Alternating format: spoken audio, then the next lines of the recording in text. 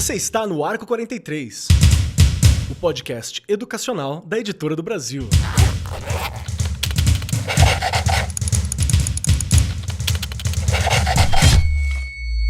Saudações, saudações para você, meu querido professor, minha querida professora, você, educador, você, coordenador, você, direção de escola, você que é estudante, que está aqui, porque às vezes está fazendo um trabalho para a escola sobre educação midiática, como desenvolver pensamento crítico, como trabalhar com os estudantes. Às vezes é assim que você chegou até nós. Para você que é viajante pela primeira vez, colando aqui com a gente, seja muito bem-vindo. Para você que já é da casa há muito tempo, a casa é sua, então fica à vontade, por favor. Eu sou o Marcos Keller e hoje o nosso bate-papo, como eu já dei ali um pequeno spoiler, é muito importante. Vamos conversar sobre educação midiática. O que é isso? Não se falava nisso na época que eu fiz a minha formação em História e Filosofia. Aposto que também não falavam na época da Regiane. Vamos chamar ela aqui para a gente conversar sobre qual que é a importância da gente formar as pessoas para ter um pensamento crítico, para pensar sobre o sistema, sobre aquilo que eles estão ouvindo, sobre como que está chegando a notícia, sobre o sistema da internet que eles estão utilizando mesmo, sobre a mídia, sobre a a forma como a mensagem chega, mídia no sentido de mediado mesmo, como a gente faz? Esse é um tema muito importante e junto comigo, para discutir hoje, está ela, herdeira de Paulo Freire, aquela que tem o pensamento crítico na ponta da língua e na ponta dos dedos, que está sempre pronta para conversar com as pessoas. Ela, o meu jornal diário, Regiane Caveira. Que delícia começar assim, que delícia! E já começou, né, falando dele, Paulo Freire. Gente, quer falar de tudo isso? Ele é atemporal, não é verdade? Acho que você já puxou muito bem aí para a gente começar. Estou muito bem, Keller, espero que você também esteja. Um friozinho nesse dia de gravação, mas a gente já começa a esquentar aqui, porque falar eu acho que é muita responsabilidade a gente falar como professores, como professoras, sobre essa questão de pensamento crítico, de sair da Uhum. caixinha, de sair, não é? De ampliar os horizontes, de não ser só aquilo. Mas eu vou deixar aí os nossos convidados nos ajudarem, porque tem muita gente aqui para nos ajudar neste episódio. Temos sim. Junto conosco hoje aqui para discutir, estamos com a casa cheia, maravilha. Nesse frio, aqui em São Paulo, onde eu estou gravando, tá frio, viu? A Rita também tá gravando de São Paulo, tá bem gelado. Então a casa cheia ajuda a aquecer o coração. Junto conosco está o Rafael Saldanha, que é professor, é formado em filosofia pela UFRJ e também realizou mestrado e doutorado na mesma instituição. E como alguém que discute filosofia, não tem jeito de não entrar pensamento crítico, na atualidade, em como trabalhar com as crianças nesse tema, nos adolescentes, nos jovens, e vai nos ajudar a conversar um pouquinho aqui sobre essa postura crítica para com as mídias e para com as notícias que chegam para nós hoje. Rafael, seja muito bem-vindo, pronto bate-papo. Eu espero que não esteja frio aí, porque estou olhando, você está de camiseta, tá de boa. Boa tarde, Keller. Boa tarde, Regiane. Obrigado pelo convite. Feliz por estar aqui, né? Tá um pouquinho frio, né? Mas assim, aquele frio Rio de Janeiro, assim, né? O suficiente para eu sentir frio, talvez para vocês não. Mas com certeza daqui a pouco eu vou me arrepender de não ter pego um casaco para vestir, né? Mas enfim, como você falou, realmente é impossível, né? A gente lidar com a filosofia, a gente está com essa matéria, né? Com esse assunto em mente nas aulas, né? Enfim, na conversa, e não se dar conta, né? Que quando a gente está pensando, né?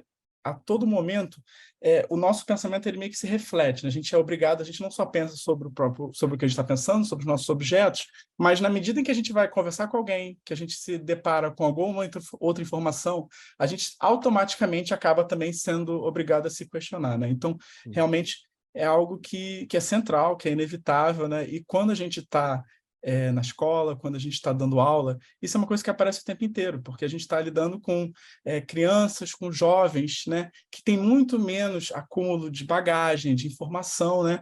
Então, assim, é até uma experiência assim, que eu acho fantástica, porque você tem ali uma certa espontaneidade, né? Você tem ali uma certa liberdade que até deixa, né, esse pensamento chegar para áreas que talvez para a gente não vai chegar, né? A gente que já foi bastante domado pelo tempo, pelos erros, né? Então, assim, de certa forma, eu acho que é uma via de mão dupla bastante interessante, né? A gente acaba, de certa forma, tendo uma função muito importante, né? Mas, ao mesmo tempo, também, existe essa oportunidade também da gente, ao mesmo tempo, ter esse pensamento crítico com nós mesmos, né? Então, assim, estou bastante feliz aqui de participar com vocês dessa conversa. Nossa, muito obrigado. Já trouxe alguns pontos, algumas reflexões importantes logo no começo. Obrigado pela presença aqui. E compondo a mesa também, temos aqui outras duas pessoas muito queridas. Um deles é o Valentino Massariol Rui, que é mestrando em Educação pela Universidade de São Paulo, bacharel e licenciado em Filosofia, também pela USP, possui MBA em Gestão Escolar, pós-graduação em Didática para implementação da BNCC e é graduado em Design Educacional pela Unifesp. Trabalha há muito tempo em escolas particulares de São Paulo, como professor de filosofia, sociologia e atualidades, e também ajuda a formar professores, trabalhando na Camino School desde 2020, onde atualmente é coordenador da área de humanidades. Seja muito bem-vindo, Valentino, muito bom trocar ideia contigo. E essa questão da educação midiática é algo que está presente, né? Tá pronto para o papo? Olá, boa tarde a todos que estão aqui compondo a mesa. Um prazer conhecê-los e um prazer estar aqui debatendo esse assunto. Eu acho que é muito salutar a gente estar falando sobre isso, porque a sociedade vai se desenvolvendo e novos problemas, desafios vão aparecendo, e muitas vezes cabe a professores, educadores do mundo, né, não só do Brasil, mas do mundo, se deparar de uma maneira investigativa, filosófica, crítica e tentar, talvez, achar soluções ou não, mas tentar, pelo menos, mastigar um pouquinho mais esses problemas e fazer o papo, né, a conversa, o diálogo acontecer. Então, é um prazer estar aqui e estou ansioso para a nossa conversa. Perfeito, perfeito. Muito obrigado, meu irmão. E continuando a apresentar a nossa mesa que está aqui conosco hoje, está ele, o Thiago Braga, que é professor de língua portuguesa, ele atua também como gestor da área de linguagens nessa instituição e tem um enfoque na construção de um currículo contemporâneo, né, que aproxime os alunos de uma forma integral dos conteúdos, dos assuntos, e vai passar pela educação midiática, não tem jeito. Atualmente ele é pós-graduando em metodologias ativas e tecnologias educacionais no Instituto Singularidades. Seja muito bem-vindo, Thiago. É uma questão educação midiática, né? É uma questão, Keller. Olha, primeiro eu preciso dizer que eu estou muito feliz de estar aqui, muito honrado. Eu sou um ouvinte, quanto mais do podcast. Para mim, uma honra. Mas me divirto Obrigado. muito com vocês. Muito, muito legal. Estou muito feliz de estar aqui. Olha, quando a gente fala em formação integral, que passa por todos os constituintes do ser humano, importantíssimo a gente falar sobre educação midiática, sobre a perspectiva moral diante dos conjuntos midiáticos de hoje, que tipo de comportamento a gente pode ter.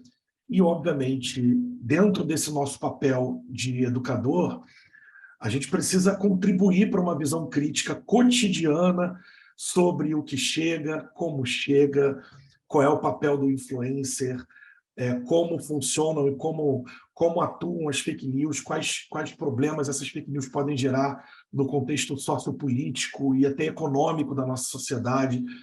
Então, a educação midiática ela está viva, pulsando dentro do currículo e precisa estar, porque definitivamente é um dos assuntos mais importantes e um dos constituintes mais decisivos para os alunos e alunas do século XXI. Então, eu estou animadíssimo para discutir isso aqui com vocês. E, enfim, um prazer, gente. Vamos que vamos. Perfeito, perfeito. Vamos lembrar aqui, acho que todo programa tem um pouco disso, desse ponto que eu vou falar agora, mas é importante nós lembrarmos nesse em específico. Por quê? Porque a questão da educação midiática é algo presente e que vai se alongar essa compreensão ao longo dos anos. Ao longo dos próximos anos, assim como tem vindo conosco nos últimos anos. Então, neste programa, nós não pretendemos, e talvez nós nem teríamos como conseguir acabar a discussão, né? Quitar a discussão, finalizar com um ponto absurdamente, fechamos, é isso, compreendemos, vamos fazer assim, porque está em pauta. Nós estamos construindo a educação midiática e um olhar para com ela hoje. Cada sala de aula está fazendo isso, cada professor está fazendo isso, cada curso de graduação está compreendendo como fazer isso hoje. Então é algo que ainda está em pauta, vamos lembrar. Mas, importante, Para começar esse papo, quero lembrar que sempre que a gente fala sobre educação midiática para educadores e pais, todo mundo sabe mais ou menos do que se trata, mas pouca gente ouviu sobre o termo diretamente. Nós estamos falando de um campo de estudo que é cada vez mais relevante para a sociedade hoje, principalmente com o avanço da era digital e o acesso quase ilimitado à informação. Com as AIs, né, as inteligências artificiais hoje, as IAs, ainda mais, porque além de ter um conteúdo limitado à informação, acesso, hoje em dia tem uma criação ilimitada também dessa informação. É muito simples você construir um texto, uma informação, uma notícia, inclusive sem veracidade nenhuma nesse momento. E com uma linguagem muito perspicaz e que você fala, nossa, deve estar falando a verdade, está falando com vontade esse texto. Nós estamos hoje diante de uma avalanche constante de informações. E até mesmo os adultos nos sentimos perdidos, distraídos, então imagina o jovem, as crianças. E um fato é importante de lembrar. Nós nem sempre vamos conseguir controlar o tipo de conteúdo ao qual as crianças e jovens vão ter acesso. Portanto, é essencial formá-las com pensamento crítico para que possam navegar e entender esse oceano de informações, sabendo distinguir o que que é verdade, o que que é manipulado, o que que foi construído, como que aquela imagem pode ou não ser real, compreendendo essas diferentes perspectivas para poder tomar suas decisões e as suas opiniões muito bem embasadas. Nem vamos conseguir aprofundar como eu gostaria, por exemplo, em fake news, mas a gente tem que falar sobre. Com as inteligências artificiais que nós temos acesso hoje, qualquer imagem, vídeo ou texto não necessariamente corresponde à realidade. Então é um momento, crise não é a palavra, mas é um momento muito ímpar para a educação e para a informação. Esse é o nosso tema hoje. Para começar, Regiane Taveira, Bora você lá. que assim como eu e muitos dos que estão aqui presentes, talvez todos, existiu no mundo em que a internet ainda não estava lá. A gente estava caminhando quando a internet estava chegando, talvez. Né? Sim. Eu tava, eu lembro que eu ainda fiz trabalho indo para a escola e abrindo a Barça. Eu fiz o trabalho Eu, dessa forma, né? eu ia em bibliotecas. Pronto, então eu tava lá. Eu quero te fazer uma pergunta. Que momento foi em que você olhou para a internet e falou assim: isso aqui é da hora e vai mudar todo o jogo? Teve algum momento assim que você falou assim: isso aqui vai mudar o jogo da educação? Demorou, demorou. Porque eu já brinquei aqui, eu já falei que eu era super resistente, tinha medo da tecnologia, da questão da internet, de computador. Eu não minto, né? Eu morria de medo. Eu falava, gente, eu nunca vou mexer nesse negócio. Para quê? Para quê? Olha isso, não é? E eu que sempre fui super antenada, enfim, achava que não ia ter necessidade. Mas eu comecei a olhar com outros olhos. Olha, demorou, hein? 2009, 2010, que aí eu olhei e falei: "Isso aqui é uma arma legal", não é? E aí, como toda arma, a gente tem que saber usar, É, não é? é E bem, aí é bem tênue, né? O que define uma arma perigosa de uma ferramenta, né? Bem tênue. exato, exato. E aí eu comecei, né, na verdade, assim, várias formações, e óbvio, quando você vai para a gestão de uma escola, eu fui para a gestão de uma escola já em 2010, então aí não tinha jeito, você já tinha ali muitas coisas que você tinha que fazer na escola com a questão, né, do computador, da internet, e aí eu fui tentando melhorar, e estou até hoje nessa linha aí, tá, no tentando melhorar.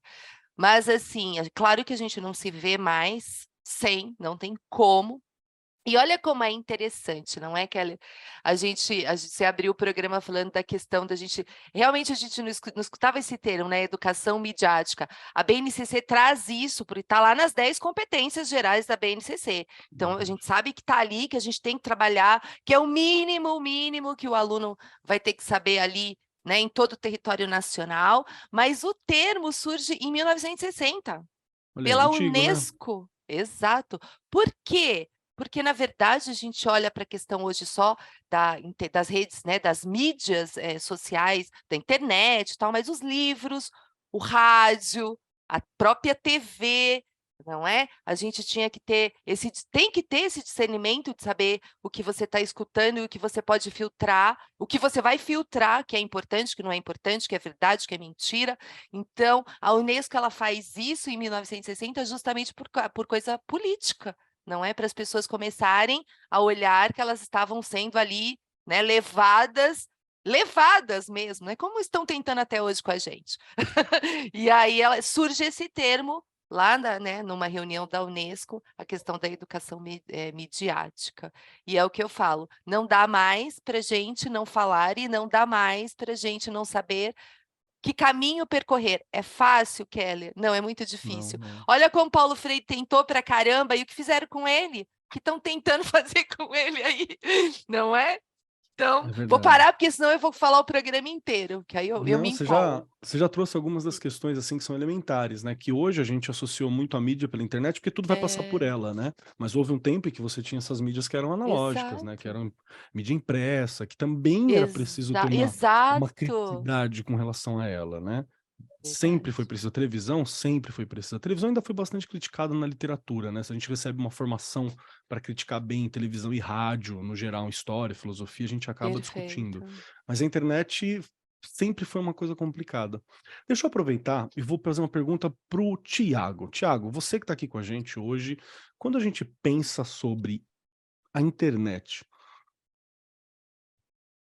Ó, difícil, hein? Prepara. Ó, você viu que eu até parei para dar uma respirada aqui, porque eu falei, é complicado. Eu também pensei como é complicado. Por quê? Porque quando a gente fala sobre a internet, a questão principal não é sobre ela em si, é sobre a relação que nós temos com ela, pais, crianças, jovens, como é que a gente tem essa relação com a internet. Porque é uma ferramenta que está lá, nós podemos usar de maneira positiva, de maneira negativa, tudo depende. Você acha que dá para a gente tornar essa relação algo agradável, algo de construção com facilidade? Dá tempo de mudar isso? Porque, por exemplo, eu vou falar sobre a minha realidade. Eu peço um trabalho de pesquisa, alguma coisa. Existe uma facilidade muito grande quando você procura por algo, mas não há uma criticidade. Então, várias pesquisas que a gente pode conversar com os estudantes, vamos lá, vamos fazer rápido, vamos ver na primeira página do Google. Na primeira página, às vezes, tem pessoas que pagaram para estar lá. Então, não quer dizer que aquela notícia é uma boa notícia, né? Pode ser só alguém que teve um dinheiro específico e investiu para que a notícia que ele gostaria que chegasse. Então, essas diferenças, dá para mudar a nossa relação com a internet? Essa é a pergunta. Bom, como toda ferramenta, é passível de desenvolvimento. Eu acho que dá para mudar e acho que ainda vai mudar muito. A gente ainda vai ter muita mudança nesse processo. Fica muito mais complicado, Keller, quando a gente pensa numa sociedade que vem terceirizando a educação dos filhos. Boa. Né? Quando a gente pensa numa sociedade que não fiscaliza aquilo que o filho vê, que não acompanha. E a gente, enquanto educador na escola, e a gente estuda para isso, a gente quer isso, a gente gosta do chão da fábrica, como diz a Regiane muito bem, a gente gosta e a gente quer trabalhar com isso, mas muitas vezes a relação que os alunos e as alunas têm com a internet é uma relação que chega manchada por uma liberdade excessiva que não deveria existir. Eu sei que você não fez uma pergunta relacionada diretamente a aluno, né? Mas falou geral, né? Eu entendi Não, assim. mas vale. Mas, assim, esse é um ponto importante. Quando a gente pensa na nossa relação com a internet, a gente começou a lidar com a internet quando eu tinha ali meus 16, 17 anos. Então, a gente já tinha pouca, mas alguma maturidade.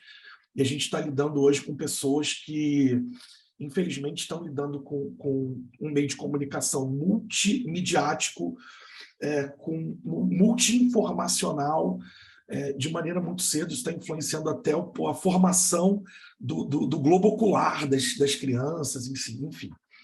Muito, muito delicado esse assunto, mas eu não quero enveredar por outro canto, não. Vou responder aí se a nossa relação muda e tem que mudar, né? Ela vai ter que mudar, a gente vai desenvolver maneiras de...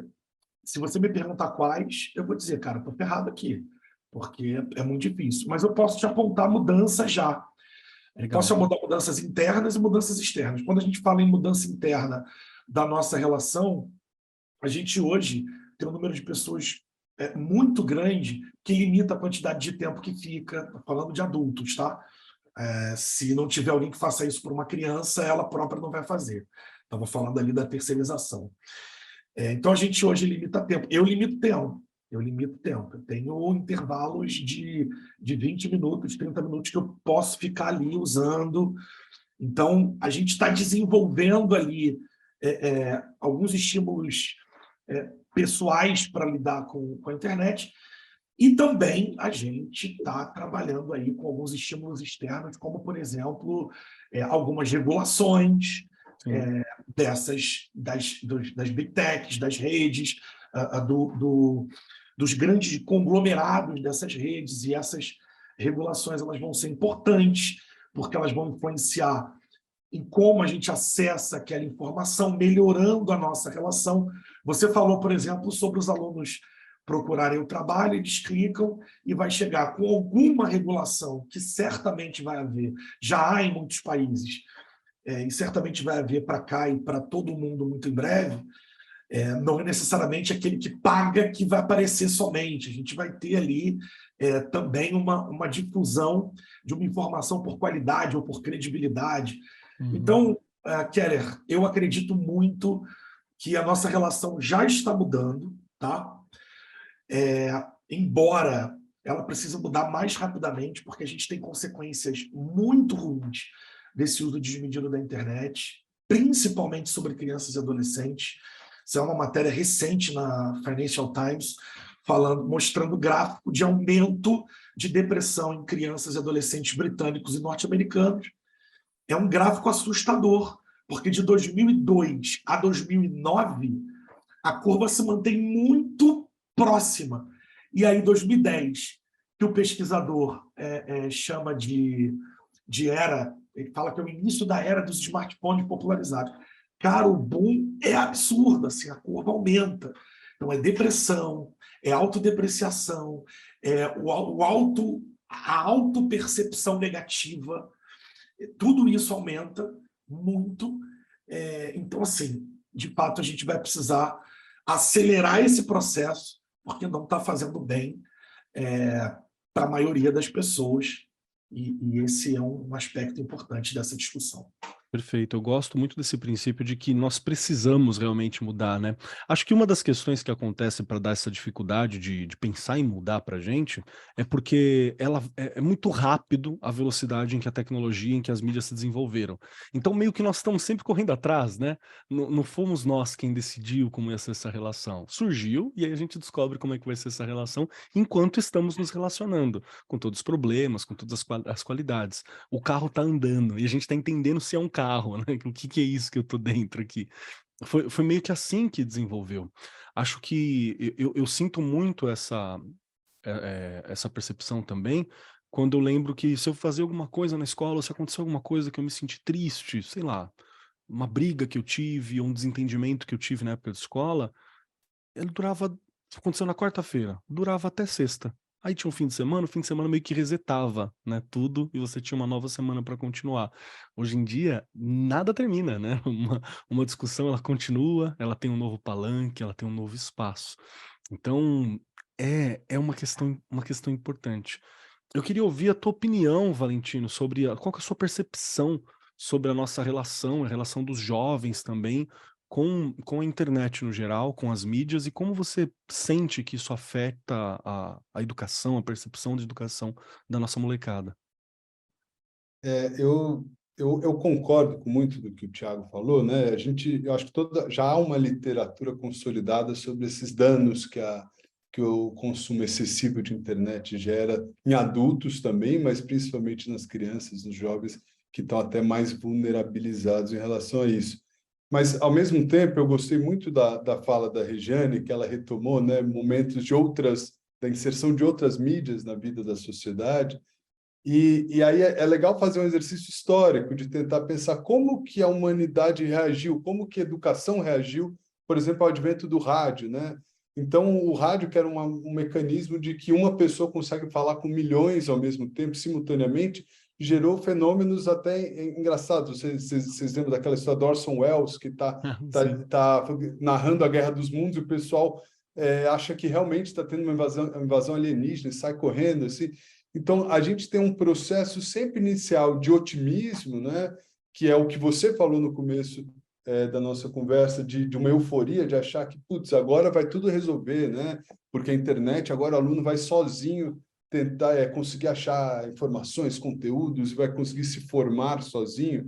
Eu lembro das propagandas de banda larga, aquela da internet de escada no começo dos anos 2000, elas sempre buscavam um alvo que é o adolescente, a criança em idade escolar. Então, mãe, pai, compra a internet para o seu filho ir melhor na escola, né? Então, existia essa euforia. Só que sempre passa também por um processo de demonização total, assim, né? E a gente começa a achar que agora não tem mais jeito, a gente tem que proibir, a gente tem que... E aí o perigo é justamente a gente jogar... Eu odeio essa metáfora, né? Jogar o bebê com a água do banho, tem essa metáfora. Mas jogar tudo fora de uma vez. Então, em relação a essa pergunta, né, de qual é a nossa relação com a internet, eu acredito que está muito novo, a gente está descobrindo formas de se relacionar com a internet, né? E, obviamente, a regulação das big techs, das grandes empresas, ela é algo necessário, ela é algo que já está acontecendo, ou já aconteceu em muitos países, a gente está nesse processo aqui no Brasil, mas, ao mesmo tempo, temos um futuro ainda para entender como vai se dar essa relação. E aí o cuidado que eu sempre gosto de jogar é para a gente não ser excessivamente paternalista, falar, olha, vamos decidir o quanto de internet por dia é bom, o quanto é ruim, mas sim nesse ponto que é o que a educação midiática ela busca trazer, né? Que é você estar preparado para transformar essa sua relação e para se formar enquanto indivíduo em relação ao mundo, né? Então, eu acho que a educação ela se transforma nessa maneira que agora vira um foco para essa questão, como formar estudantes para estarem preparados para essa relação em constante mudança com as mídias e com as redes sociais. Perfeito, perfeito. Até porque a gente não sabe o que vai vir ainda, né? Então, se nós não prepararmos, não é para lidar com uma rede ou com uma mídia específica, é o que Exato, o virá, né? chat GPT, não sei, 2 meses atrás a gente não sabia o que era o chat GPT. E agora, a cada semana, parece que vai ter uma versão mais desenvolvida ainda. Então, a gente está lutando contra o passado, né? Porque Exato. quando a gente para pensar, já tem uma coisa nova. Realmente me pegou a todos nós desprevenidos. E para você que está ouvindo, que talvez, duvido um pouco, mas que talvez não conheça o ChatGPT, ele é uma ferramenta de construção de textos por inteligência artificial, que você dá um tema e ele desenvolve aquela construção de texto. Não chega a ser aleatório, é com várias referências, mas ainda assim não há uma criticidade durante a construção de texto, porque ele é uma versão evoluída daquele corretor do seu celular. Quando você escreve a palavra, ela propõe uma próxima. É uma versão bem evoluída, bem refinada dessa conversação. Então, há erros conceituais básicos, obviamente, porque ele está gerando aquele texto, né? Não é uma criticidade, mas também funciona para programação, gera imagem, gera uma série de coisas que nós ainda estamos entendendo o que ele gera, né? Então, estamos nesse momento. Rafael, gostaria de ouvir tua percepção também. Como você vê sobre a nossa relação com as redes, sobre a relação dos estudantes com a rede? Você concorda com a gente? Acha que não? Como que está funcionando a tua visão sobre esse tema? Bem, eu concordo com o que vocês falaram, né? Eu acho que de fato, assim, tanto do ponto de vista histórico, né? Eu acho que é sempre importante a gente lembrar, desde a invenção da escrita, né? Na época do Platão, o Platão escreve um diálogo para lidar com a dificuldade desse problema, né? Que é como é que eu diferencio um saber real de um saber aparente, né? Então, assim, realmente é um problema que mudou muito, né? Em termos de escala, né? E ainda mais quando a gente considera essa versão mais recente, né? Assim, que dá um pouco de medo, né? Vocês estavam falando do ChatGPT, né? Mas assim, o produto novo do Google, né? Que é o Bard, né? Ele realmente assim é meio, assim, em alguns aspectos é tenebroso, porque a ideia deles é substituir a busca, né? É. Não sei se vocês já viram isso, né? Mas assim, o que vai aparecer agora na busca não vai ser mais os links mais recomendados, né? Vai ser aquilo que vai ser, né, feito pela inteligência artificial, né, do motor de busca. Então, assim, é mais uma camada enfim, de possível ilusão, né, que a gente tem, né? Porque a gente sabe como essas inteligências inventam referências, né? Como elas, né, fazem coisas, né, elas estão tentando completar um quadro, né, e às vezes, assim, é uma inteligência que vai a partir da média, né? Ela não é uma inteligência criativa, né? Não sei se vocês viram essa coisa nova, assim, que isso aí está me deixando meio desesperado, pensar que os programadores ficam felizes com isso, que era, assim, inteligência artificial visual que completa o quadro, né? Era uma pessoa perguntando assim, você já se perguntou o que tinha fora da Mona Lisa? E aí meio que assim, faz um negócio de fora, assim. Aí você fica assim, gente, isso é uma pergunta? O que tem fora da Mona Lisa? O que tem para além do quadro, né? O que é o resto da paisagem? Isso não é nenhuma pergunta, né? Isso mostra um pouco, né, a situação que eu acho que a gente está, né, com relação a essas mudanças, né? Que a gente, ao mesmo tempo, né, a gente tem esse problema que já até parece, já vai ficando obsoleto, né, o problema de busca de fontes quando a gente consegue ter essa versão mais radical, né? Mas uma coisa que eu gostaria de comentar, né, que talvez seja um pouco assim o meu otimismo, é que quando a gente tem esses problemas, a gente também tem uma oportunidade muito grande para analisar uma espécie de astúcia das pessoas em lidar com essas tecnologias, né? Porque uma coisa que particularmente me encanta não é só a pessoa que vai usar aquilo para, enfim, para evitar trabalho, né? Enfim, aquelas coisas que a gente conhece bem, né? Para você conseguir usar essas coisas bem, você tem que ser muito sagaz, você tem que ser muito inteligente, né? Então, uma coisa que eu fico pensando, né, é que isso obriga a gente realmente a pôr em questão o que a gente faz, né? A maneira como a gente apresenta essas redes, a maneira como a gente lida com elas e a maneira como a gente pensa, por exemplo, atividades, avaliações, né? Buscas que a gente vai incentivar os alunos a fazerem, porque a gente já é obrigado também a considerar as formas, digamos assim, de burlar, né? Às vezes eu fico pensando assim, que tem ali algo, tem um tipo de criatividade que está envolvido nisso, que eu acho que um dos grandes desafios é como é que a gente consegue fazer com que essa inteligência, né, que vai surgindo nesses momentos, como é que a gente consegue integrar elas, né? Porque, de fato, as coisas complicadas que a gente tem, né, a gente, enfim, sabe, né, eu concordo totalmente com o Thiago que, assim, a regulação que a gente vê, por exemplo, a gente vê em países europeus, né, isso tem avançado bastante nas legislações lá. E isso tem alguns pontos positivos, né? Enfim, isso ajuda a tornar as redes um pouco mais saudáveis, né? Isso é uma coisa que eu acho que é importante, né? Mas, ao mesmo tempo também, eu sinto que, ainda mais para a gente, né? Que às vezes a gente não tem tempo dessas legislações chegarem, né? Cabe também a gente também, né? Enfim, um pouco assim, esse desafio, né? Que eu acho que é o desafio do chão de fábrica também, né? Que a gente não vai resolver esse problema de maneira estatal, né? Enfim, legislativa, porque não cabe a gente, pelo menos enquanto professores individuais, mas se tem algo, eu acho, assim, que a gente tem que entender, eu acho, e que é difícil às vezes, né? Porque, como vocês também, assim, a minha relação com a internet, ela começou na adolescência, né? E já era um momento, assim, que você... Não é o mundo inteiro, né? É muito diferente quando você vê as pessoas de outras gerações. Mas, ao mesmo tempo, né? Realmente, assim, existe formas, né, astúcias, né, nesse uso, eu acho, que se você consegue apontar elas, integrar elas, isso serve até de um estímulo para os outros, né, que talvez estão usando aquilo de uma forma mais trivial, mais banal, né?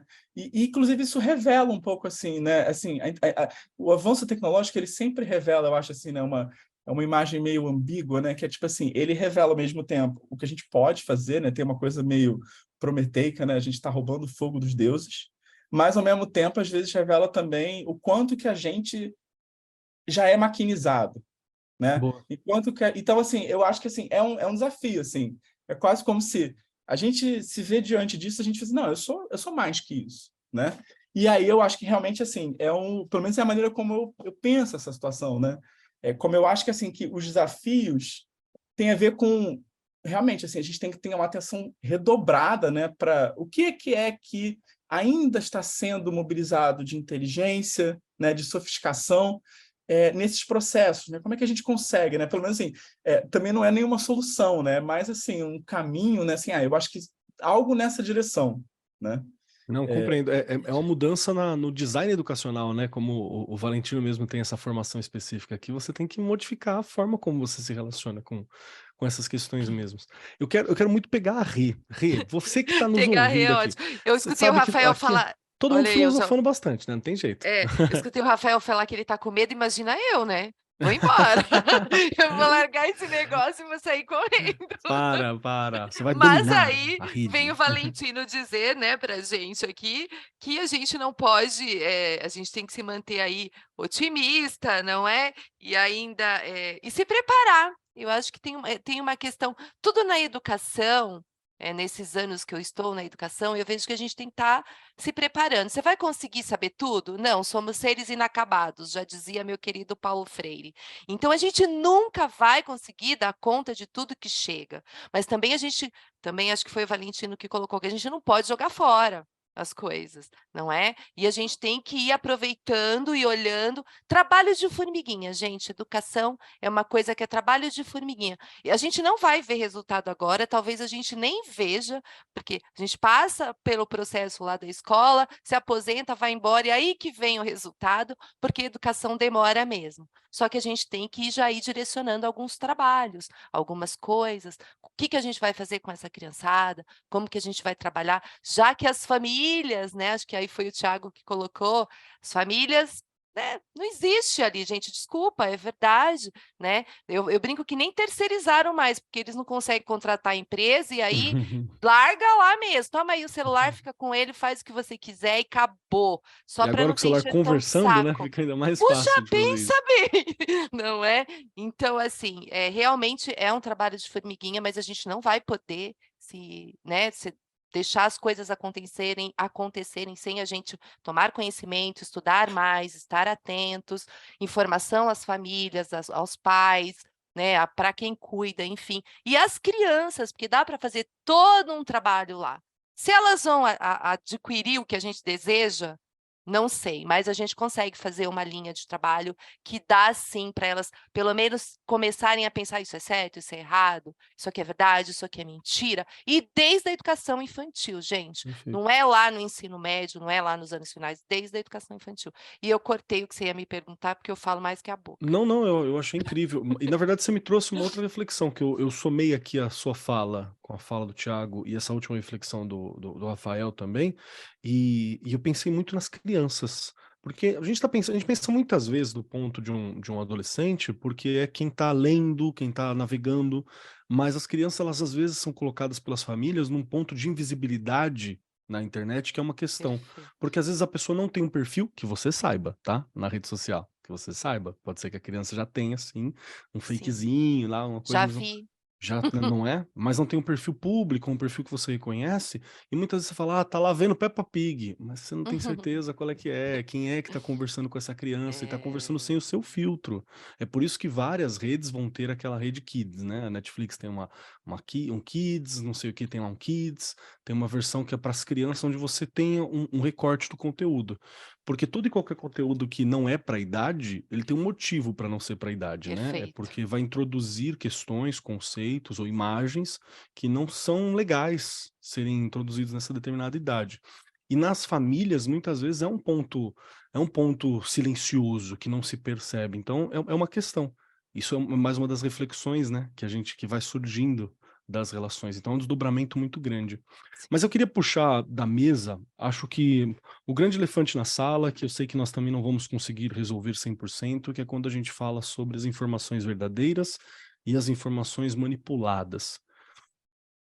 Quando a gente conversa sobre fake news, ela foi a palavra do ano, né? Acho que foi 2017, 2018, né? Que foi uma das palavras do ano, do dicionário Oxford, e por aí vai. A gente tem a questão de que, nossa, eleições estão sendo definidas, ou pelo menos pesadamente influenciadas através de fake news. A Cambridge Analytica, que lá nos Estados Unidos, durante a eleição do ex-presidente Donald Trump, utilizou muito a rede, manipulando e construindo informações específicas para grupos específicos, né? Então você teve essas questões todas, os grupos, as bolhas. Então são um novo game, né? Da política mesmo, e das influências em geral. E não funciona só para a política. A política ela é um ponto do iceberg. Ela é um ponto muito visível, mas ela é um ponto. Agora isso está acontecendo, por exemplo, para avançar ideias, para questionar ideias, e algumas ideias muito básicas como democracia, né? Algumas ideias muito básicas como humanidade, como igualdade. Então a gente está nesse meio. Eu queria fazer uma rodada na mesa aqui, eh, que vai meio que ser uma rodada prática. Então eu queria puxar na mesa o que que a gente pode fazer para ajudar os nossos estudantes a distinguirem informações verdadeiras de informações manipuladas ou de informações que são fake news. E, de novo, isso não é fácil, porque muitas vezes nós podemos cair nessas fake news, né? Não tem como, a gente pode acabar caindo. Às vezes eu me vejo conferindo um material 2, 3 vezes, assim, para ter certeza de onde veio, para ter certeza que foi dito aquilo. Então, Regiane, qual que é a sua defesa para fake news? Me diz, Que como que você medo. reconhece?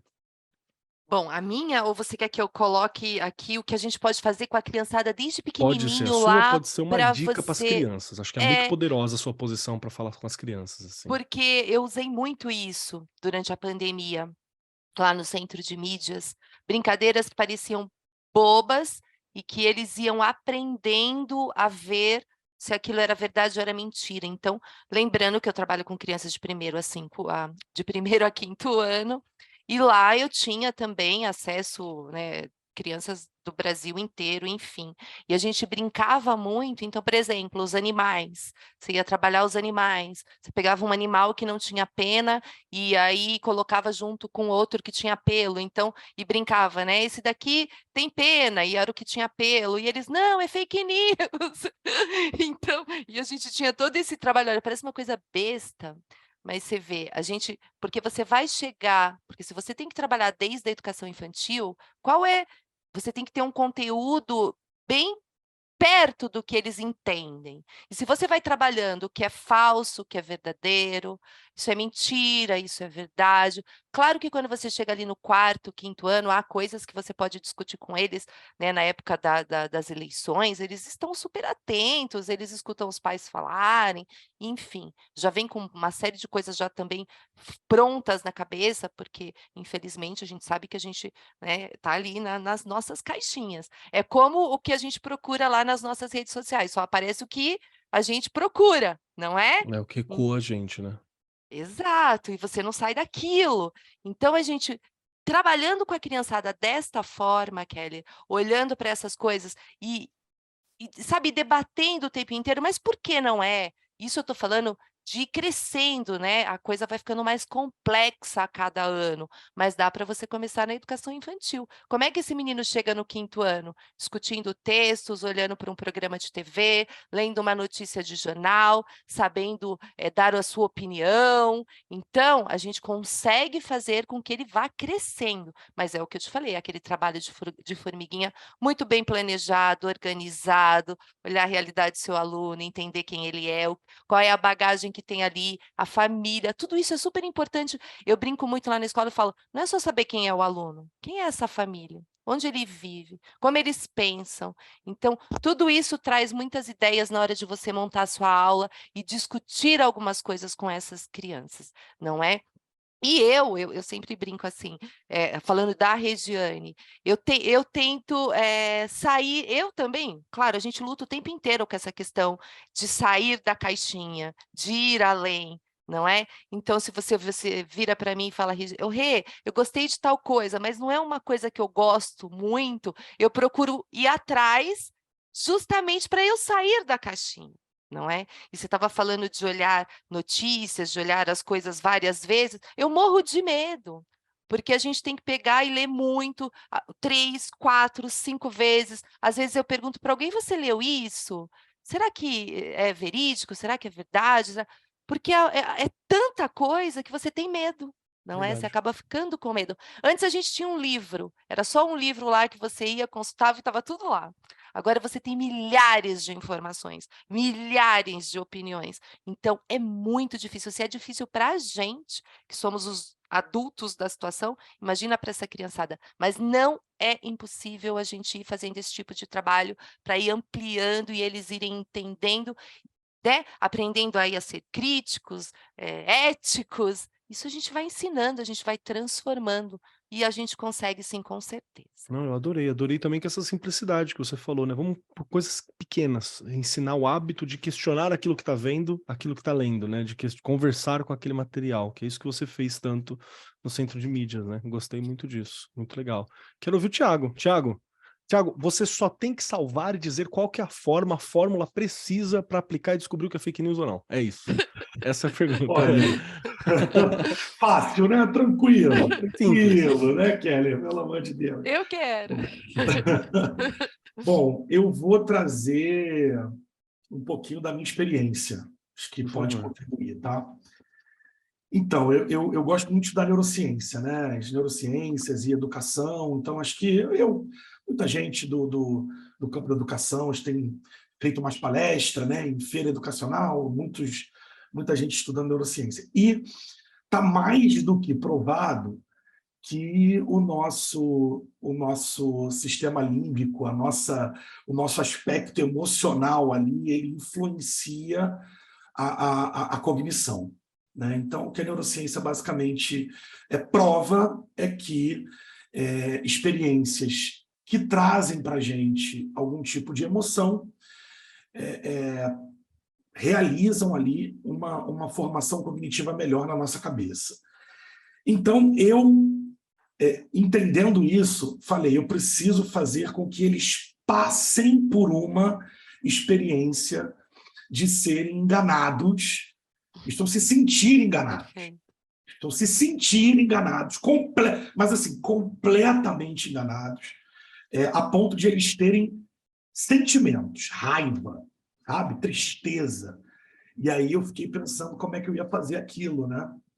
E eu já fiz isso muitas vezes, é maravilhoso. Como é que é? E óbvio que o que eu fiz é uma estratégia, mas tem várias outras para que eles sentimentalizem esse processo, não esqueçam, se preocupem e carreguem aquilo com eles. Bom, a gente teve em 2012, não sei se vocês vão lembrar, uma campanha de uma ONG norte-americana, que era uma ONG que pretendia tornar famoso um cara chamado Cone. O nome do vídeo era Cone 2012. Era uma ONG que tinha ali uma certa preponderância nos Estados Unidos e ganhou muito mais com esse vídeo. Então, eles fazem um vídeo mostrando um ditador que, na África, sequestra meninos e meninas, ok? Ele sequestra meninos e meninas para formar um exército.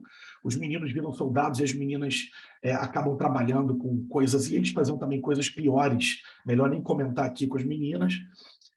E aí, o cara da ONG, o diretor da ONG, tinha conhecido um dos meninos que tinha sido sequestrado e conseguiu fugir. E manteve uma relação com aquele menino. E ele fez um vídeo em que ele prometia para aquele menino que ele ia resolver o problema. Então, é um vídeo de 10 minutos, extremamente emotivo, que tem música, tem o famoso melodrama, sem querer trazer nenhum tipo de pejoratividade negativa, porque melodrama é o drama com música, né? Então ele coloca muita música, o cara põe o filho dele para falar com uma criança pequena, ele quer criar um paralelo entre a criança norte-americana e o menino africano, a criança que estuda, o menino que não estuda. Resumindo, eu passei esse vídeo para eles, esse vídeo consistia numa campanha para transformar o cara em um cara famoso e também para angariar dinheiro para ajudar no tratamento psicológico das crianças que eram resgatadas. Quando termina o vídeo, a turma inteira está... Inteira não, porque sempre tem os que resistem, mas a maioria está chorando. Mas chorando. Perguntam como eles podem ajudar. Falei, não, gente, calma, isso é um vídeo de 2011, a gente está em 2021, calma aí. Passou... Então, aí eu pergunto para eles o que eles sentiram. Eles, poxa, mas é muito triste. O irmão do menino foi assassinado cara, eles ficam arrasados. E eu aproveito esses 20 minutos de eles arrasados e deixo que eles falem, deixo viver. E aí, sem falar nada, enquanto eles ainda estão falando, eu coloco uma reportagem do Fantástico da época, porque o Fantástico foi até os Estados Unidos fazer uma investigação sobre as informações financeiras da ONG. E a ONG não prestava contas do dinheiro que entrava. E eles, com esse vídeo, ganharam muito dinheiro. E aí, enquanto o cara do Fantástico estava lá, o repórter do Fantástico estava lá, ainda teve um escândalo envolvendo o dono lá, o sujeito que é o presidente da ONG. E, resumindo, começaram a surgir nos Estados Unidos notícias de que aquela ONG não prestava conta, de que eles não estavam fazendo nada, e surge um professor universitário norte-americano dizendo que, na matéria, né, diz o seguinte: olha, essa realidade do Cone ela era verdadeira em 2002, 2003. Hoje, em 2011, a gente não tem mais isso. Então, eu coloco basicamente uma matéria do Fantástico que destrói o que eles acabaram de ver, mas destrói completamente, completamente. E assim, realmente, aí depois aparece o presidente da ONG lá, nu na rua, ele teve uma crise por causa de droga, então assim, perde-se totalmente a credibilidade e eles ficam desesperados. Como é que pode o cara fazer um vídeo desse? E aí eu explico para eles que fake news não é necessariamente uma notícia mentirosa, mas uma notícia descontextualizada no tempo e apresentada em determinada época diferente, com intenção A ou intenção B, também exige uma atenção muito grande. E digo mais, e aí eu falo para eles o seguinte: todo discurso que chega primeiro pela emoção, para depois te alcançar na razão, ele é um discurso que mais merece reflexão crítica, atenção e desconfiança de vocês. Então, a minha proposta, Keller, é fazer com que eles se sintam enganados. Eles se sentem muito mal, eles começam a xingar, eles ficam revoltados. Eles dizem: como é que o cara é capaz de botar o próprio filho, professor? Eu falo: pois é, e vocês estão acreditando em qualquer coisa. E aí o momento final, já falei muito, eu sei, mas o momento final eu falo assim: quer ver como vocês acreditam em qualquer coisa? A prova que vocês acreditam em qualquer coisa é que vocês acreditaram na matéria do Fantástico sem contestar. Aí eles: meu Deus, mas em que eu vou acreditar? Eu falei: cara, calma, o Fantástico Muito tem bom. credibilidade jornalística, existe, eles vão atrás das fontes, então eles provam o que eles estão dizendo com documento. Por isso o meio jornalístico tem ali a credibilidade, e fala um pouco do trabalho jornalístico. Então, assim, é uma aula maravilhosa, isso tudo em 1h30, é incrível, e olha, certeza que eles levam essa experiência aí para a vida, porque nesse dia eles sofrem, eles choram, Incrível, raiva, incrível. eles têm tudo, e eles aprendem Adorei. que não é para acreditar em tudo, não é para levar tudo para o coração, a gente primeiro precisa passar pelo filtro do cérebro. Eu amo dessa aula. Não, mas você já Perfeito. trouxe uma coisa muito importante, né? Que é essa exigência das redes sociais, das mídias em geral, de que a gente tem uma resposta rápida. E não é exatamente assim, né? O ideal é que a gente tenha um tempinho, né? Show de bola. Valentino, quero ouvir você, a sua dica. Como que você resolve agora, em alguns minutos, a questão da fake news mundial? Tentando ser bem sintético, viu? Acho que a primeira coisa, distinguir fato de opinião. Eu acho que essa é o pequeno passinho de formiguinha que Perfeito. começa lá no fundamental, anos iniciais, e vai se desenvolvendo até o fim do ensino médio, até o ensino superior, se a gente puder, porque é uma grande questão, principalmente no Brasil, mas no mundo inteiro, nossa dificuldade de distinguir fato de opinião. E aí eu acho que engloba as experiências que foram faladas aqui.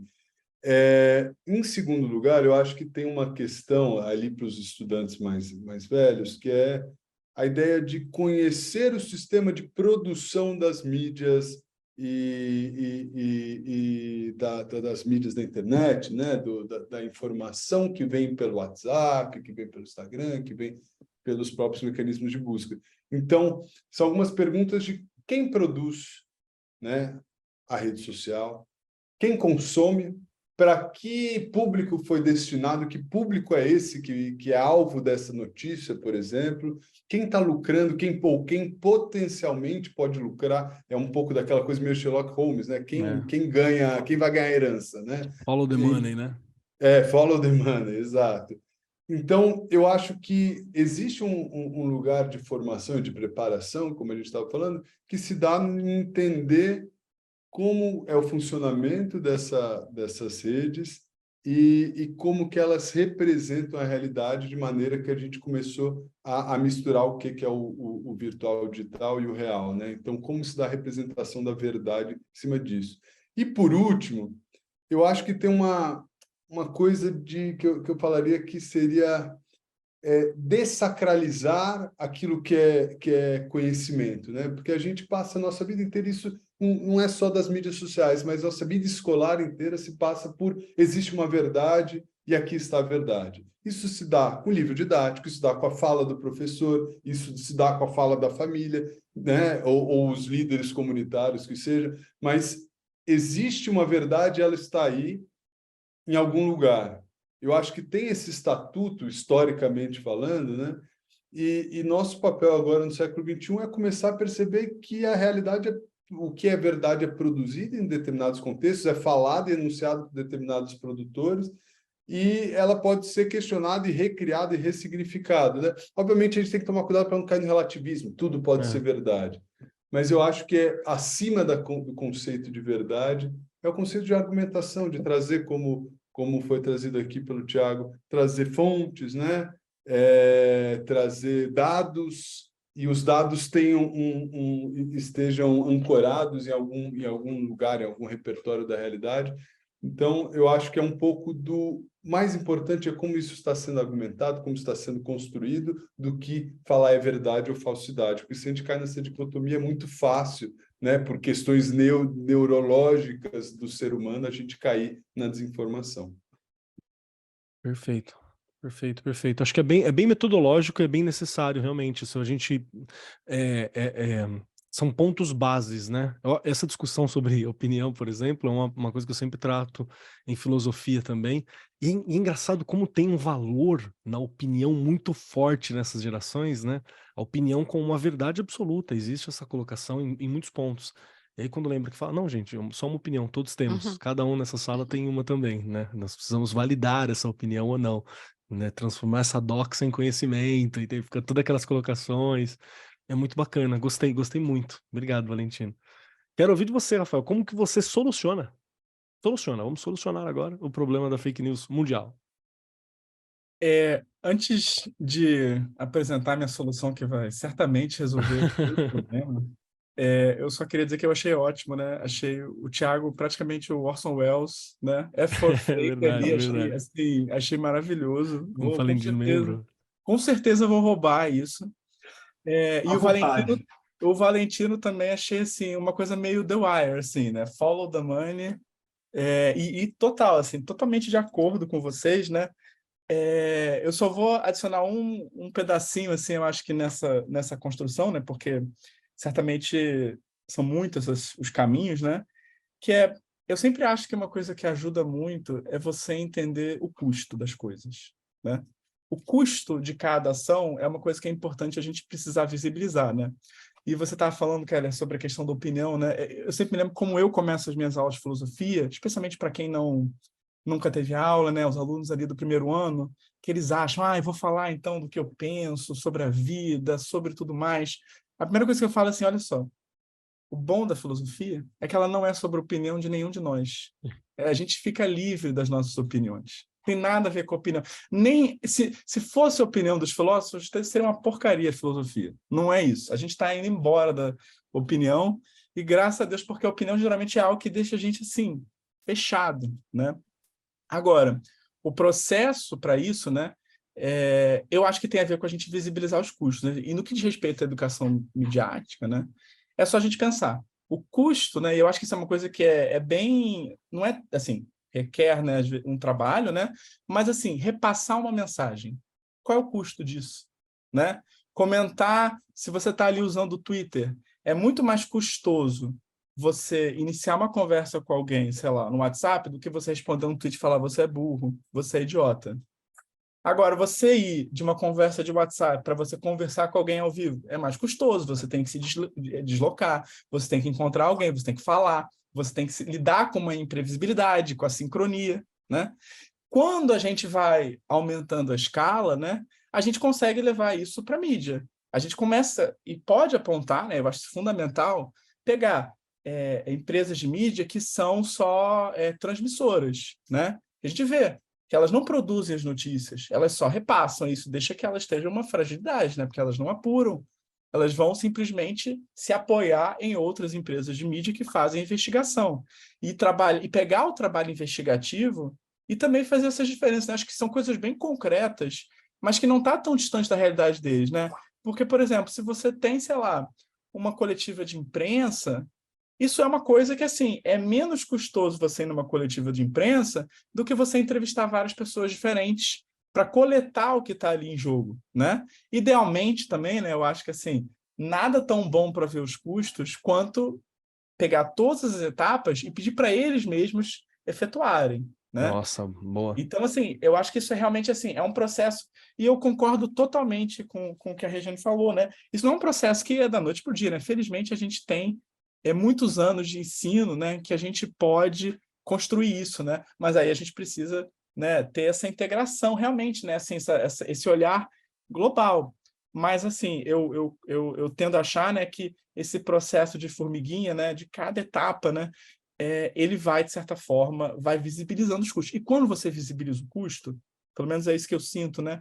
Quando a pessoa, se a pessoa vai lá e ela produz um produto de mídia, né, para uma aula, ela tem que entrevistar as pessoas.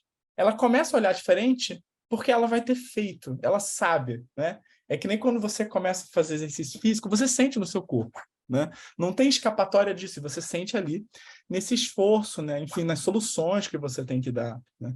Então, eu tendo a acreditar, né, que todo esse problema, né, às vezes, assim, claro, a gente é alienado, né, das coisas, né, é muito fácil a gente mandar um zap, é muito fácil a gente só, né, ver as coisas passivamente, mas o papel nosso, né, que eu acho que, assim, que é o difícil do nosso trabalho, né, mas que eu acho que também é o que anima, né, é a gente ver, assim, quando a gente vê que quando o aluno consegue fazer o custo da operação, né, por exemplo, é uma coisa muito mais, assim, é mais fácil e mais difícil, né? Quando eu vejo aulas de matemática e de física, ali a demonstração, ela é o custo, né? Às vezes é mais fácil, né? As pessoas chegam em ciências humanas, em estudos da linguagem, né? Redação é um pouco mais complicado, né? Porque você tem que se expor ali bastante, né? Mas é muito fácil a gente fingir que esse custo não está ali, né? Então, assim, eu sinto que o nosso trabalho também e o caminho para lidar com essa fake news, né, tem a ver também com isso, né? Com a gente conseguir mostrar e transmitir, às vezes com emoção, né, mas às vezes também com razão, né, porque apresentar as grandes empresas que fazem esses algoritmos e também apresentar os nossos momentos de frustração são também formas de visibilizar o custo, né? Olha como é que é fácil Tem razão. acreditar em algo, né? Eu achei sensacional o que o Thiago falou, assim, a forma de terminar a aula, né? Tipo assim, vocês acreditaram nisso, né? É uma experiência o Thiago propôs mesmo, né? Muito bom. E eu acho esse é um caminho, né?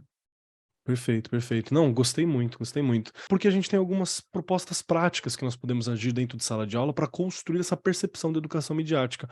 Obviamente que não se encerra aqui esse papo, na verdade, nós abrimos uma porta para uma conversa futura também, porque nós temos que pensar com os professores como utilizar como ferramenta pedagógica, talvez estruturar, né, esses passos esses passo a passo que a gente conversou sobre ao longo do ano escolar, para que tenha uma vivência em cada ano próxima da idade. Então tem várias questões que é importante a gente pensar quais são os impactos psicológicos. Acho que nós temos alguns programas futuros para fazer dentro desse tema.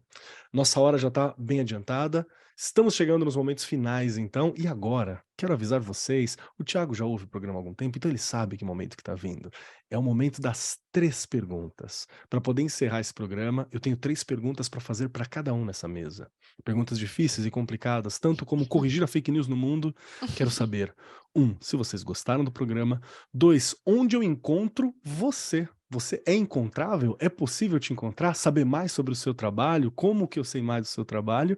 E por fim, um pedacinho, uma ideia, um pensamento, um livro, uma frase, um conteúdo para que ajude os nossos ouvintes a refletir sobre o tema, né, aqui, e para ficar um pedacinho de vocês com cada um de nós. Para dar tempo dos nossos convidados pensarem, Regiane, as 3 perguntas para você. Primeiro, se você gostou do programa. Segundo, onde achamos Regiane? E terceiro, que pedacinho de Regiane fica conosco hoje? Se eu gostei do programa, dá para continuar? Tem tanta Vamos coisa fazer a ainda próxima. aqui, não é? Precisa, né? Dá para destrinchar em vários.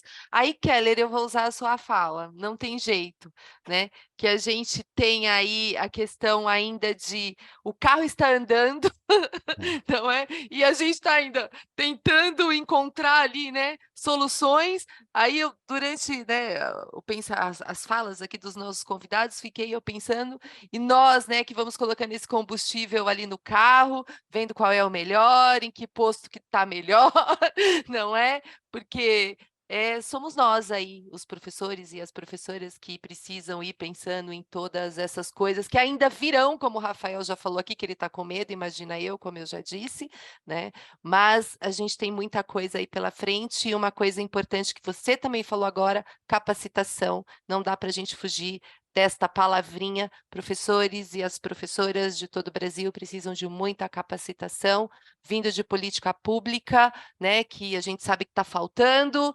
E, claro, a gente também tem que buscar as nossas, né, o que mais se perceber o que te falta e ir atrás. Não dá para esperar muito, mas a gente sabe que precisa de muita capacitação.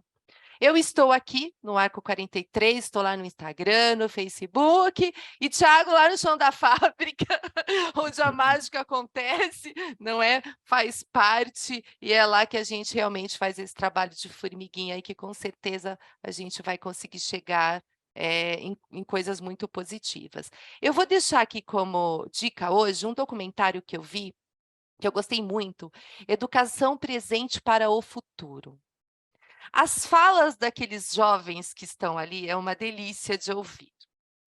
E tem uma menina que ela, eu já vou antecipar, eu sou assim, tá? Não, mas é para dar vontade. Porque ela diz que vai ser professora. E mesmo sendo sem recursos ali, ela monta uma escolinha e ela ajuda ali as crianças da comunidade, mas a fala dela é maravilhosa. A fala da Maria Érica, ela fala assim, né, da questão do futuro.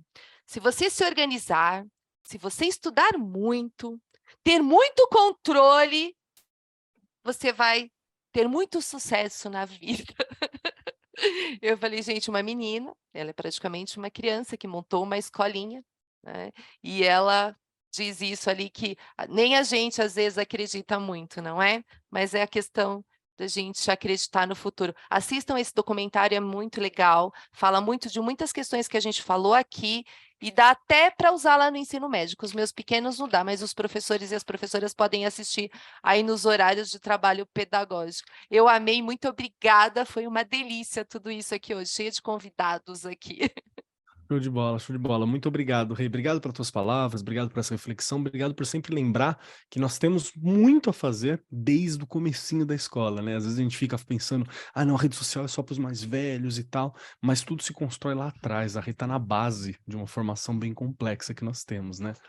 Valentino Rui, você, meu querido, agora as 3 questões para ti. Primeiro, se você gostou do programa, para você aqui, ó, pensa bem, se você gostou do programa. Segundo, como que eu acho o Valentino? Dá para achar? Onde que o Valentino tá? Como que eu encontro? Como eu sei mais sobre o trabalho dele? Como que eu faço? E terceiro, um pedacinho do Valentino para ficar conosco. Pensamento, uma ideia, um livro, uma música, uma série, algo seu para ecoar junto conosco ao longo da semana. Tá bom, vamos lá. Se eu gostei, primeiro eu adorei, assim como a Regiane falou, precisava durar mais, né? Umas 6 horinhas de conversa, eu acho que daria aí para a gente chegar em mais lugares, mas foi uma delícia, queria agradecer a todos. Em segundo lugar, onde me achar? Eu estou aqui na Camino School, fica uma escola que fica aqui na Pompeia, em São Paulo, e me ache pelo Facebook, eu não entro faz muito tempo, né? Mas me ache pelo LinkedIn, as redes da escola, pelo Instagram também estou por lá, e podem me procurar e debater educação, que é uma das coisas que eu mais gosto. E por último, eu acho que eu vou pelo mesmo caminho da Regiane, que ela falou no documentário, mas ao longo da nossa conversa, eu pensando, a gente falando no comecinho do ChatGPT, na produção textual, até ia perguntar para o Thiago, mas aí depois você me responde, Thiago, nessa questão de produção textual dos estudantes. Lembrou de um filme que eu assisti alguns meses atrás, ficou muito famoso, que é o filme A Baleia, do Aronofsky, que ganhou o Oscar de melhor ator, né?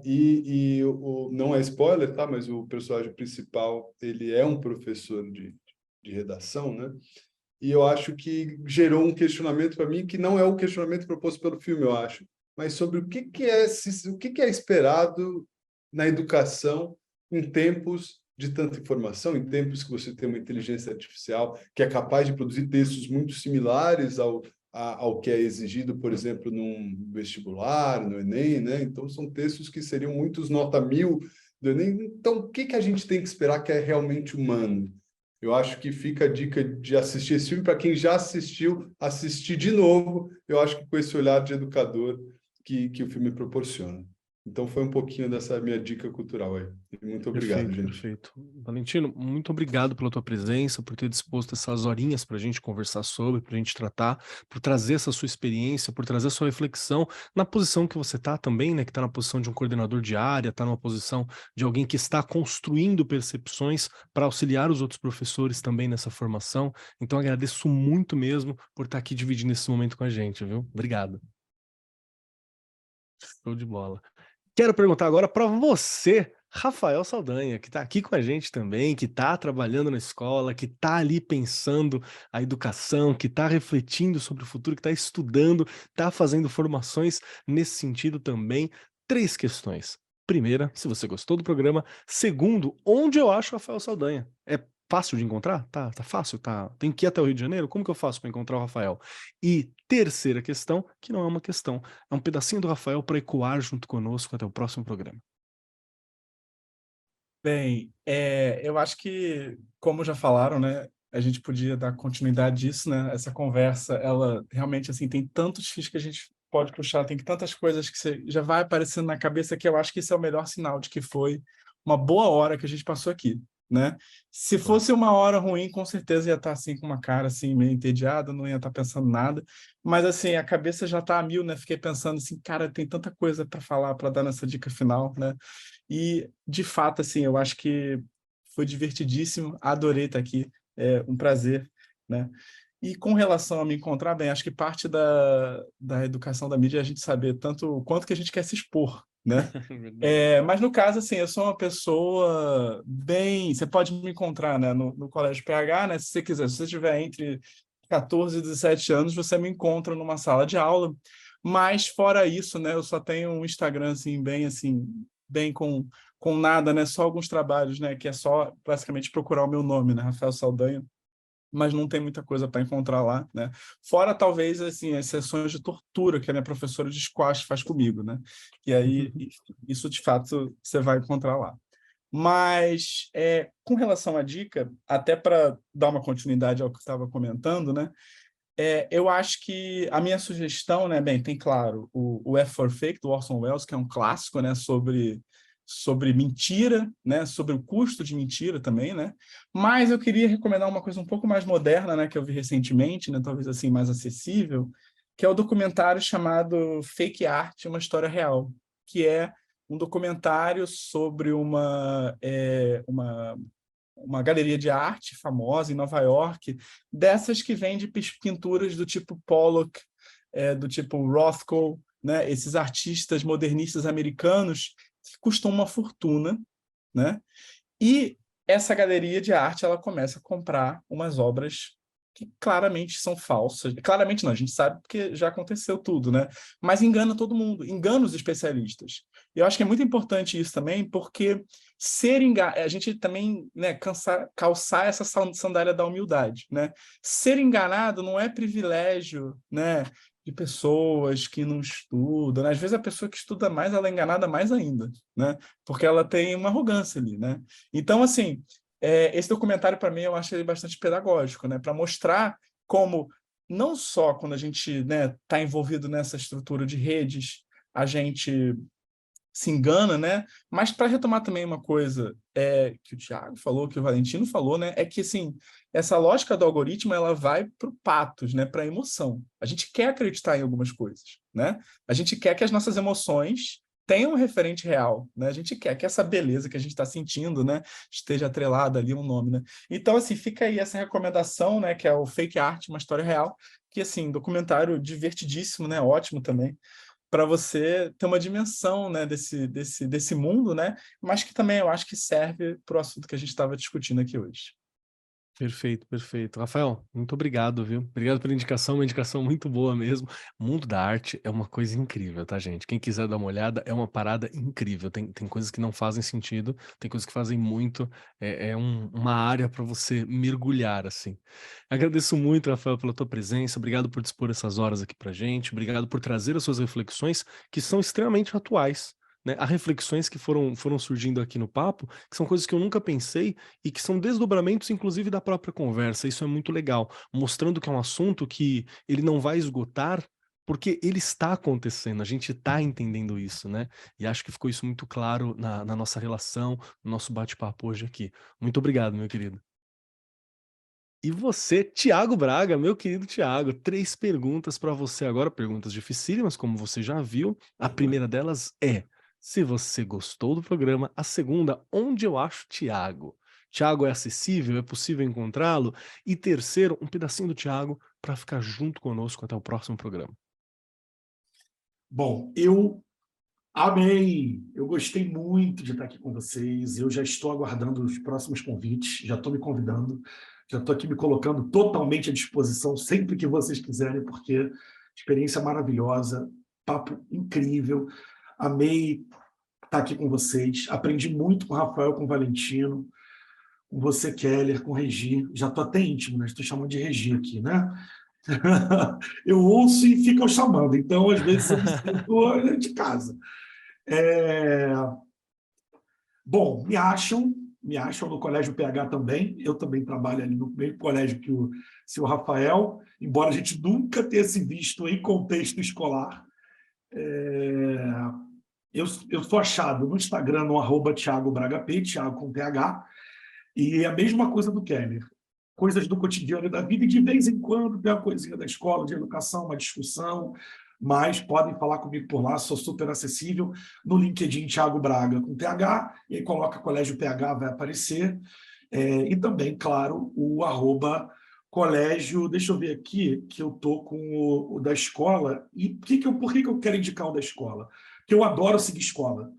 Assim, eu como gestor e como eu sigo muito escola para ver prática, para ver o que eles estão fazendo. A gente precisa ter essa vontade de conhecer o trabalho do outro, de dividir, a gente dividir para crescer, né? Dividir para multiplicar, e a gente faz pouco isso. Então é o @colégio PH _oficial. A gente está com um monte de novidade aí legal também. Bom, eu vou fazer uma indicação aqui que eu acho super, mega, ultra importante, muito dentro desse tema. Tá? O Instituto Palavra Aberta tem um site. Esse site é educamedia.org.br. Tá? Simplesmente, olha só, os consultores aqui do Educamídia, para vocês entenderem que a gente está falando de um negócio, pô, de fato muito interessante. Tem o Antônio Góes, do Globo, tem a Cláudia Coxim, assim, uma galera muito grande no meio da educação, que é muito importante. E o que tem nesse site? O que a gente tem aqui para usar? Cara, eles simplesmente explicam que é educação midiática, eles te dão planos de aulas prontos, eles têm uma matriz de habilidade numa mandala para você clicar, ela é interativa. Então, você clica no que é habilidade para aluno, do que é para professor. Tem os recursos para você usar. Indicação de tem e-book gratuito, tem uma série de matérias sobre o tema, sugestões de como trabalhar, biblioteca, um monte de livro aqui, sabe? Então, você pode falar com eles e trocar ideia. Então, eu usei uma vez para montar uma aula para o 9º ano, quando eu estava dando aula para o 9º ano, saudade dos meus menores, agora eu estou só no 3º. E eles estão aqui, continuam alimentando, o negócio está vivo, é mega patrocinado. Então, cara, visitem educamedia.org.br, vocês vão amar e está totalmente dentro desse tema. Tá? Para terminar com um pedacinho de mim, eu vou usar a frase de um sujeito controverso, que é o Ivan Illich, um pensador austríaco que odiava a escola, ele era contrário à instituição escola e à institucionalização da sociedade em caixinhas, mas obviamente que muito do que ele escreveu... Outro dia eu ouvi o Nova falando dele, no lançamento do livro do Nova aqui no Brasil, e tem umas frases do Illich que, obviamente, a gente tirando ali a carga de acabe com a escola, a gente criando aí uma dialética, a gente consegue trazer para o mundo da educação, e é muito interessante. Então, vamos lá. Ele escreveu: criar entre o ser humano e aquilo que o rodeia novas relações que sejam fontes de educação, modificando simultaneamente as nossas reações. A ideia que fazemos do desenvolvimento, os utensílios necessários para a educação e o estilo da vida cotidiana. Por que eu trouxe essa frase? Para lembrar que a sala de aula precisa ser muito viva, e a gente não tem que ficar falando de algo que o aluno vai levar como memorabilia, como memória, como algo que ele vai guardar lá no antiquário mental que ele tem. A gente está precisando fazer com que eles vivam experiências, sintam em sala de aula. A gente está fazendo... Faz-se necessário no mundo de hoje fugir muito da caixa, como falou a Regiane, da caixinha, e pensar muito fora, e levar para eles experiências para que eles resolvam problemas. E eu não estou nem aí se meu aluno, daqui a 5 anos, não lembra o que é uma oração subordinada, substantiva, objetiva direta, reduzida de infinitivo. Eu quero que ele tenha empatia, eu quero que ele consiga resolver problema, eu quero que ele consiga olhar para uma notícia e refletir sobre ela, e ter opinião, e diferenciar fato e opinião, como falou o Valentino, e, enfim, conseguir trabalhar isso da melhor forma para que ele consiga ser um ser humano melhor. Acho que o papel da escola hoje é pensar holisticamente, é pensar integralmente nesse ser humano que tem que sair completo e pronto para um mundo tão complexo, tão mutável e tão difícil quanto o nosso. Perfeito. Perfeito, Thiago. Muito obrigado pela reflexão. Obrigado por me trazer o Willis novamente. Vi muito ele na graduação, por né, objetivo pessoal, assim, de falar, não posso ficar, né, uma pessoa que está estruturando demais. E realmente é alguém que é legal de salvar, de trazer de novo. Thiago, obrigado pela tua presença, obrigado pelas suas palavras, pela sua preocupação, por essa humanidade. Obrigado demais, meu querido. Obrigado por ouvir a gente também. Então, show de bola. Valeu mesmo, mano. Obrigado mesmo. Eu amo, tá? Parabéns para vocês. Eu amo. Eles estão sempre comigo no carro. É o do carro. Eu tô sempre com vocês. Show de bola. Fico muito feliz. Eu e Regiane ficamos muito felizes, né, Rê? Vamos lá. Chegamos ao momento final, então. Minha vez agora. Quero dizer que eu gostei muito do programa e eu saio com a sensação de que tem muita coisa para falar ainda. Então, espero que a gente consiga se juntar mais uma vez para conversar sobre alguns temas que faltam. Acho que é importante municiar o professor, né? Ajudar o professor a lidar com essas questões todas. Quem quiser me encontrar por aí, @MarcosKeller na maioria dos lugares, @CobKeller lá no Instagram. Lembrando, é um Instagram pessoal, então é meu gato, onde eu viajei, algum trabalho que eu fiz, uma falinha de educação, uma coisa mais solta assim. E no quesito de indicação, nós tivemos alguns programas sobre educação midiática. Teve o X da Questão, que são as pílulas, né, onde nós discutimos questões midiáticas, que eu faço aqui no Arco 43 também, que o X da Questão 14, que a gente fala sobre educação midiática, e teve o Arco 43 72, onde a gente fala sobre o letramento digital na formação do estudante, que passa pela educação midiática. Então é uma forma de aprofundar um pouquinho ou de estender um pouquinho mais essa discussão. A gente também tem alguma coisa sobre a atualização do professor que eu acho que ficou muito legal, então não me lembro exatamente, mas procura por Educação Midiática, Arco 43, Mídia, que você encontra alguns conteúdos muito interessantes. E não tem muito tempo, nós tivemos uma discussão sobre educação midiática, que eu indiquei o livro do Jaron Lanier, que é o 10 argumentos para você deletar agora suas redes sociais.